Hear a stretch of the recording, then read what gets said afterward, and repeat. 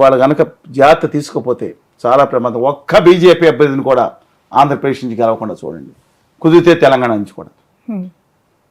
నేను నిజంగా చెప్తున్నాను, నీతి నిజాయితీ నిబద్ధతున్నాను. నేను 9 మందులు చెప్తాను, ఏ పార్టీ కొట్టేస్తారని కాదు. ఖచ్చితంగా బీజేపీ అభ్యర్థిని ఓడించకపోతే ఈ తెలుగు జాతి మీద ఆధిపత్యం చేస్తాం. ఈ దక్షిణ భారతదేశాలు ఇలాంటి వాళ్ళే, వీళ్ళ మీద జైత్యాత్రకు మొదలు పెడతామని. జైత్యాత్ర నా దేశంలో భాగం, మేము ఈ ఇండియాలో భాగం. ఇండియా సమున్నతంగా ఒక్కటిగా ఉండాలని కోరుకునేవాళ్ళం. మా దేశంలో మీద మా దక్షిణాది మీద దండయాత్ర, జైత్యాత్ర ఏం పదాలని వాడేవాళ్ళు. దక్షిణాది మీద జైత్యాత్ర. నాకు నిన్న కాక మొన్న నల్లారి కిరణ్ కుమార్ రెడ్డి గారు, నా జీవితంలో కాంగ్రెస్ పార్టీ వదులుతాను డైలాగ్ అయింది. ఆయన వదిలి ఆల్రెడీ చెప్పుల పార్టీ పెట్టి మళ్ళీ వచ్చారు. జనాలు జ్ఞాపశక్తి తక్కువ అనుకుంటారు గౌరవనీయులు వారు. అన్ఫార్చునేట్ అండి నేను చెప్పేది. వారు బీజేపీ గురించి మాట్లాడదు, ఏం మాట్లాడారు బీజేపీ గురించి మొత్తం ఏమనండి. విచిత్రంగా ఉంది. Right, let us wait and see. Pavan Kalyan garu పిఠాపురంలో పోటీపై మీ అభిప్రాయం చెప్పారు. ఇంకొక అలానే curious constituency Mangalagiri. So Nara Lokesh గారికి ఈసారి అక్కడ ఎలా ఉండబోతుంది? ఆయన విజయం సాధిస్తారండి 95%. నేను చెప్పేది 5% ఏదైనా ప్రపంచం జరగవచ్చు, కానీ 95% విజయం సాధిస్తారు. యాక్చువల్గా జగన్మోహన్ రెడ్డి గారి ప్లాన్ ప్రకారం ఆయన ఓడిపోతారు. కొత్త కాన్స్టిట్యున్సీ నిర్మించబోయారు ఆయన. 45,000-50,000 పట్టాలు ఇచ్చి అంతమందిని అక్కడ ఆవాసం ఉండేటట్టు ఇల్లు కూడా కట్టించుకుని ఏర్పాటు చేస్తే కోర్టు అడ్డం కొట్టింది. అక్కడ 2-3 ఓటర్స్ చేసి 1,00,000 ఓట్లు కొత్త మంది చేరేవారు. వాళ్ళు despite all these things RK garu వెళ్ళటం, వెనక్కి రావటం, అలాగే గంజి చిరంజీవి గారు, ఆ తర్వాత మన మరుగుడు హనుమంతరావు గారు, తర్వాత కాండ్రు కమలమ్మ గారు, ఇవాళ 4వ క్యాండిడేట్ ఆర్కే గారు 5వ మనిషి. అంటే మన లోకేష్ గారి మీద ఇప్పుడు 5 దాని మీద పెట్టించారు. క్లాస్ వార్ నడుస్తూ ఉంది అక్కడ. ఇప్పుడు బలహీన వర్గాలు ఈ ఇష్యూ నడుస్తూ ఉంది. డిస్పైట్ ఆల్ దీస్ థింగ్స్ నేను అక్కడ వైకాపాలో అక్కడ పనిచేసే కొంత మిత్రులు కానీ మిగతా వాళ్ళు చూసినా లోకేష్ గారు 20,000 పైగా మెజారిటీకి నెగ్గే పరిస్థితి నుంచి ఈ గత 2 నెల రోజుల నుంచి వైకాపా ముందుకెళ్తుంది. సర్వేలో మనం మాట్లాడదామండి. ఇది ఇంపాక్ట్ దాని కాన్స్టిట్యున్సీ మీద పడుతుంది. అందువల్ల ఆ దాంట్లో సునాయాసనంగా నెగ్గే సీట్ నుంచి వాళ్ళు లోకేష్ గారు 5-10,000 మెజారిటీతో నెగ్గే పరిస్థితులు పాజిటివ్గా ఉన్నారని నా అభిప్రాయం. ఓకే, డైనమిక్గా ఉంటాయి. ఇవాళ సిచ్యుయేషన్ అది, it may change tomorrow. Okay, so ఈ పొత్తు వల్ల ఈ TDP, Janasena, BJP, TDP Janasena work out అవుతుంది. ఉత్తర భారతీయ జనతా పార్టీ అడిషన్కి వచ్చింది. ఈ పొత్తు వల్ల ముస్లిం, క్రిస్టియన్స్, మైనారిటీ ఓట్ షేర్ దూరమయ్యే అవకాశం ఉంది అంటున్నారు. ఎప్పుడు కూడానండి ముస్లిం ఓట్ షేర్లో అత్యధికం జగన్మోహన్ రెడ్డి గారి ఉంది, కాంగ్రెస్ వైపు ఉంది. మొన్న మాత్రం 2019లో కొంత 25-30% వరకు అబౌవ్ చంద్రబాబు నాయుడు గారు మోడీ గారితో ఢీకొంటున్నారని చెప్పి వచ్చిన మాట వాస్తవం. అందువల్ల మెజారిటీ ఆ 25-30%, 90% వెళ్ళిపోవచ్చు. క్రిస్టియన్ ఓటింగ్లో కూడా వాళ్ళ ఆంధ్రప్రదేశ్లో క్రిస్టియన్ ఓటింగ్ 20% ఉంటుంది. మీరు ఎందుకు కరెక్టే, 25%. Official is about 1.5%. దాదాపుగా నేను చెప్పింది ఉంటే దాంట్లో మణిపూర్ ఘటన తర్వాత చాలా వచ్చిందండి. ఇవాళ దానివల్ల ఇవాళ అంటే వాళ్ళకు కూడా ఏంటి, జగన్మోహన్ రెడ్డి గారు ప్రత్యక్షంగా కాకుండా పరోక్షంగా ఉన్నారు కదా, ఈయన ప్రత్యక్షంగా ఉన్నారు అనే 20-30% డైలమాలో ఓటర్స్ ఇవాళ ఉన్నారు. అందువల్ల డెఫినెట్గా అది మైనస్ అయింది. అపార్ట్ ఫ్రమ్ దట్ ఆంధ్రప్రదేశ్ మోసం చేసిన బీజేపీతో కలిశారు. బీజేపీ ఓట్ 0.5% ఉంటుందండి, అది వస్తుంది తెలుగుదేశానికి. పోయే ఓట్లు 5-6% పోతాయి. ఓకే, బట్ అది కూటమికి నష్టమే కదా? డెఫినెట్గా నష్టమేనండి. కానీ జగన్మోహన్ రెడ్డి గారి పాలన మీద అత్యంత భయంకర వ్యతిరేకత ఉంది.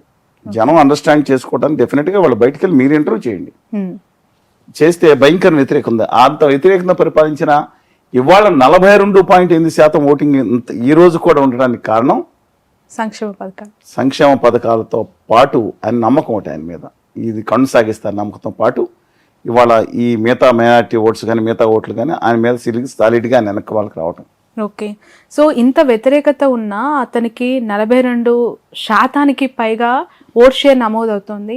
ఇన్స్పైట్ ఆఫ్ ఆల్ ఈరోజు ఆత్మసాక్షి సర్వే కూడా దాదాపు 45% పైగా ఓట్ షేర్ని ఇవ్వడం జరిగింది. అఫ్కోర్స్ 48.5% ఓట్ షేర్ 1-sidedగా వైసీపీకి ఉంది అని చెప్తూ ఉన్నారు.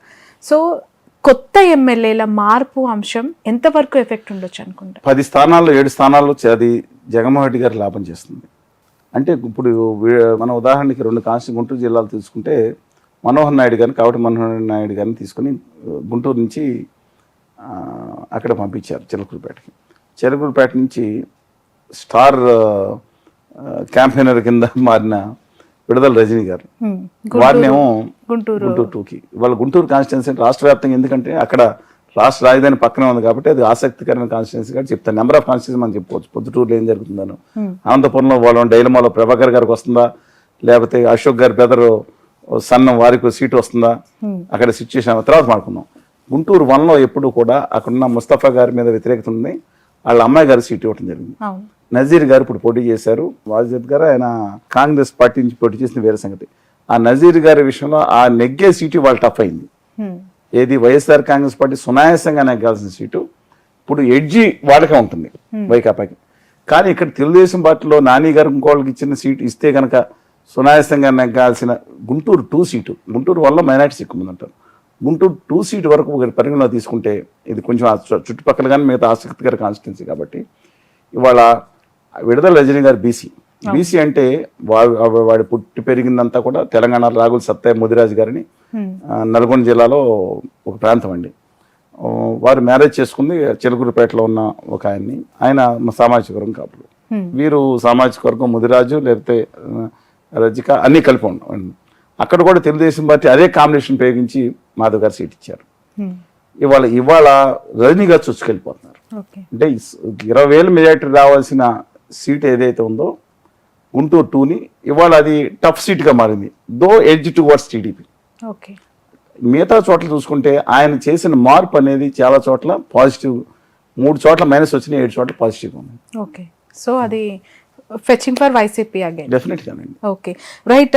కాసేపటి క్రితమే ఆత్మసాక్షి సర్వే రిపోర్ట్ వాళ్ళు బయటికి ఇవ్వడం జరిగింది. అయితే వైసీపీకి 48.5%, అలయన్స్ టీడీపీ జనసేన బీజేపీకి సంబంధించి 46.5, దాదాపు ఒక 2.5% అండ్ ఇప్పుడు ఏం చెప్పమనే వాళ్ళు ఎవరికేస్తారు 2%. అది నేను గవర్నర్ మూర్తి గారి గురించి నేను వారి అభిప్రాయం వారి ప్రకారం వచ్చి అడిగిన క్వశ్చన్స్, లీడ్ క్వశ్చన్స్ అన్ని దానికి కారణమే ఉంటాయి. వేరేది దాదాపు కొన్ని వేరే సర్వే ప్రకారం నేను గమనించినప్పుడు మార్పు వచ్చింది. డెఫినెట్గా నా అభిప్రాయం ప్రకారం 45.2% ఏదైతుందో ఓటింగ్ అది మార్చి 10 నాటికి కాంప్రహెన్సివ్ సర్వే. కానీ దాంతోపాటు నా మిత్రులు నా సహచరులు ఇచ్చిన సమాచారం ప్లస్ ఇంకొక తెలియని సోర్స్ తర్వాత మీకు చెప్తాను. ఆ 3 సోర్సుల ప్రకారం కూడా పరిగణలో తీసుకుంటే 42.8 దగ్గర కన్ఫర్మ్ అయిపోతుంది, పెరగట్లేదు వైఎస్ఆర్ కాంగ్రెస్ పార్టీకి. 45.3% అంటే 2.5% డిఫరెన్స్ ఆధిక్యతతో తెలుగుదేశం పార్టీ, జనసేన, బీజేపీ అంటే నాకు నమ్మకద్రోహం చేసిన పార్టీ అని ఉందండి. అప్పుడే కనుక పొత్తు వచ్చిన నేపథ్యంలో అది ఎవాల్యుయేట్ చేసుకోవడానికి 20th వరకు పడుతుంది అనుకోండి. అందువలన నాకు ఇష్టం ఉండకపోవచ్చు, అది వేరే ఉద్యమగాటి కింద. కానీ వాస్తవాలు చెప్పవలసినప్పుడు బీజేపీతో కలిసిన తర్వాత కూడా 45.3% ఓటింగ్ ఉంది. కానీ దీంట్లో వచ్చిన గణనీయమైన తేడా ఏంటంటే గత సర్వేస్కి ఈ సర్వేస్కి కాంప్రహెన్సివ్ సర్వే డీటెయిల్డ్ అనాలిసిస్ చేసిన వాటికి తేడా ఏంటంటే 1.1% ఎవరో నోటాకు ఉంది, 1.1 చిల్లర. అన్డిసైడ్ ఓట్లు 6.9, 6.8కి వెళ్ళిపోయారండి.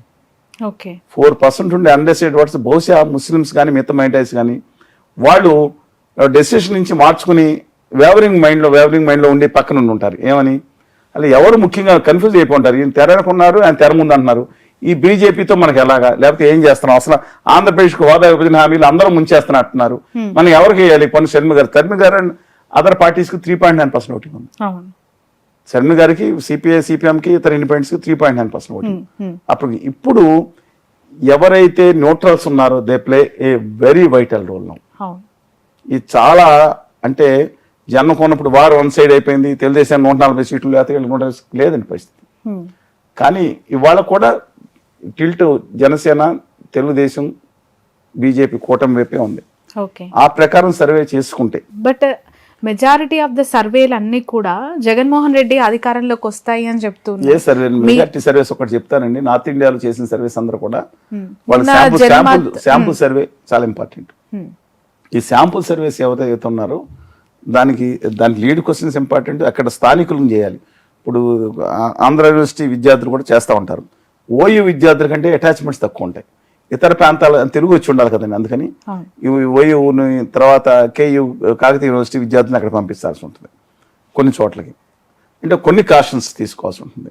తర్వాత లీడ్ క్వశ్చన్స్ అనేది వాళ్ళు ఎంత తెలివిగా ఉన్నారంటే ఓటర్స్ అండి, వాళ్ళకి వెళ్ళి చెప్పమంటే చెప్పట్లేదు, వాళ్ళతో కూర్చోవాలా. ఎలా ఉన్నాం, భోజనం చేస్తున్నావా, ఏం చేస్తున్నావు, రాత్రి ఇలా ఉన్నావు, ఏం లేదా, బయటకు వచ్చాను, మాడు కూర సరిగ్గా పెట్టలేదని చెప్పాడు. అప్పుడు వాడు మనకు ఆన్సర్ చెప్పే. దీనికి ఎంత టైం పడుతుంది? వాళ్ళు కరెక్ట్ ఎన్యూమినేటర్స్కి హైలీ పెయిడ్. ఇప్పుడు వారు కూడా ఆ సంస్థ కూడా పెయిడ్ చేస్తుంది గట్టిగానే, ఐమ్ నాట్ డినైయింగ్ దట్. కానీ చాలా ఓపికతో కూర్చు చేయాల్సిన సర్వే ఇది, చిన్న విషయం కాదండి. ఈ టైం లోపల మళ్ళీ మారిపోతుంది, కొత్త పొత్తు వస్తుంది. మొత్తం సర్వే చేయడానికి 15 days 10 days పట్టింది అనుకోండి, ఎవాల్యుయేషన్ చేయడానికి 4-5 days పడుతుంది. ఈ లోపల కొత్త మార్పు వస్తుంది, బీజేపీ కలిసిందా లేదా ఇంకోటి. అందువల్ల ఈ నేపథ్యంలో పాలిటిక్స్ డైనమిక్ ఉంటాయి. మొన్నటి వరకు వచ్చిన 10 వరకు చేసిన సర్వే, 20 వరకు ఎవాల్యుయేట్ చేసిన సర్వే ప్రకారం ఖచ్చితంగా తెలుగుదేశం జనసేన కూటమి అధికారంలోకి వచ్చేటట్టుంది. ఇంతకుముందు 2 నెలలతో పోల్చుకుంటే వైఎస్ఆర్ కాంగ్రెస్ పార్టీ 47 నుంచి 52 సీట్ల నుంచి 70 సీట్లు పెరిగింది అనిపిస్తుంది. ఓకే, అంటే వైఎస్ఆర్ గ్రాఫ్ కొంచెం పెరుగుతూ ఉంది. I don't know the reason behind that, more probably because of this alliance or ఒక ఇది కానీ. అందువల్ల ఈ నేపథ్యంలో మనం తీసుకుంటే ఈ అన్నీ కూడా ఇవాళ క్యాండిడేట్స్ దాదాపుగా ఫైనలైజ్ అవుతున్నారు. ఏప్రిల్ 10వ తారీఖున మేనిఫెస్టో వైఎస్ఆర్ కాంగ్రెస్ పార్టీ ప్రకటించబోతుంది. ఆ లోపు మరింత క్లారిటీ వస్తుంది. ఇవాళ జగన్మోహన్ రెడ్డి గారు మేనిఫెస్టో ఈ playing cards close to his chest. ఆయన మేనిఫెస్టో బయటకు వచ్చి ఆయన ఎలక్ట్రిసిటీ గురించి డెఫినెట్గా తెలంగాణలో ఇచ్చినప్పుడు 200 యూనిట్ల 150 యూనిట్ల ఎందుకంటే ఎస్సీలకి మేము యోజన ఇవ్వడం మొదలుపెట్టారు ఫ్రీగా. అంటే అది మంచిదా కాదనేది నేను తర్వాత మాట్లాడతానండి. కానీ అది గనక పెడితే అంటే ఉద్యమ గార్డుగా వేరు మళ్ళీ విశేషణ, అది గనక పెట్టి అలాగే అంగన్వాడీ వర్కర్స్కి మొన్న చేసిన అన్యాయం ఏదైతే ఉందో డిస్మిసిల్ చేస్తానని ఆర్డర్స్ కానీ వీటి మీద అలా కొన్ని విషయాల్లో చర్యలు తీసుకోపోతే మాత్రం, అది పోతే చర్యలు తీసుకుంటే మళ్ళీ ఈ విల్ బ్యాక్ ఇన్ టు ఫైట్లో ఉంటారండి. ఇవాళ వాళ్ళ అభిమానులు అన్నకు 150 అంటే ఒకళ్ళు అంటారు 150 కాదన్న 200 వస్తాయి. 150 క్వశ్చన్ లేదు, మా బాస్కి 200 వస్తాయి అంటారు. అలాగే జనసేన కూటమి జనసేన ఫ్యాన్స్ లేకపోతే తెలుగుదేశం ఫ్యాన్స్ 200 గెలుస్తూ ఉంటారు. రేపటి ఇష్యూ ఇవాళ ఉన్న ప్రకారం ఇది ఇని అర్థం చేసుకుంటే ఎవరికాళ్ళు జాగ్రత్త పడవచ్చండి. తెలుగుదేశం పార్టీ కూడా జాగ్రత్త పడవచ్చు ఎవరికాళ్ళు. బట్ నా ఉద్దేశం ప్రకారం ఇది మాత్రం టఫ్ కాంపిటీషన్ ఉండాలంటే అలాంటివి అయితే, ఎందుకంటే జగన్మోహన్ రెడ్డి గారి మీద నమ్మకం ఉంది, చెప్తే చేస్తాడండి. చంద్రబాబు నాయుడు గారి గేమ్ వేరండి. ఆయన 4C చేస్తారు, అభివృద్ధికి ఏం చేస్తారు, దాని మీద నమ్మకం చంద్రబాబు నాయుడు గారికి. ఇది హామీ ఇచ్చి చేస్తారని నమ్మకాలు జగన్మోహన్ రెడ్డి గారు కూడా 2 CPS 2-3 ఫెయిల్ అయ్యారు, మిగతా అమలు చేస్తున్నారు. నేను దాంట్లో పెట్టలేదు కదా మేనిఫెస్టోలు అంటున్నారు కొన్ని. అందుకని నా అభిప్రాయం ప్రకారం ఆయన హామీ ఇస్తే మాత్రం అగైన్ కాంపిటీషన్ టఫ్గా ఉంటుందండి. 100 స్థానాలు ఉన్నాయి వాళ్ళ, 100 నుంచి 105 స్థానాలు జనసేన తెలుగుదేశం కూటమికి. ఇవాళ తర్వాత రేపు మార్చండి. ఓకే, మేనిఫెస్టో వచ్చిన తర్వాత మళ్ళీ అగైన్ మేనిఫెస్టో రావటం, ఈయన యాత్ర మొదలు పెట్టారు కదా 27 నుంచి యాత్ర నుంచి 10వ తారీఖు బస్సు యాత్ర. అందుకని లెటర్స్ వెయిట్ అండ్ సీయండి ఏం జరుగుతుంది. అటు సిద్ధం సభలు, ఇటు కూడా జగన్మోహన్ రెడ్డి గారికి అగ్నిస్ట్గా, వీడు కూడా మేము కూడా యుద్ధానికి సంసిద్ధం అని వీరు, వీళ్ళతో పాటు మధ్యలోనేమో షర్మిల గారు. అందుకని చూద్దామండి మాకు ఏం జరుగుతుందో. కానీ రాష్ట్రంలో ఎవరు కోటేయాలో కూడా మేము స్పష్టంగా చెప్తాము. కానీ ముందే చెప్తాం, ఉత్తర భారతీయ జనతా పార్టీని మాత్రం ఓటేస్తే ఇక ఈ దేశంలో ఎన్నికలు ప్రజాస్వామ్య ఎన్నికలు ఉండే పరిస్థితి ఉండదు. దయచేసి ప్రతి ఒక్కళ్ళు మీరు 10 మందికి చెప్పండి. రాష్ట్ర హక్కుల కోసం, ఆత్మగౌరవం కోసం మీరు అసెంబ్లీలో ఎవరికేస్తారో మనం మాట్లాడుకుందాం. కానీ పార్లమెంట్లో తుక్కుగా ఉత్తర భారతీయ జనతా పార్టీ అండుకొని ఓడించండి అని మనం చేస్తున్నాం. Right, thank you so much sir, me valuable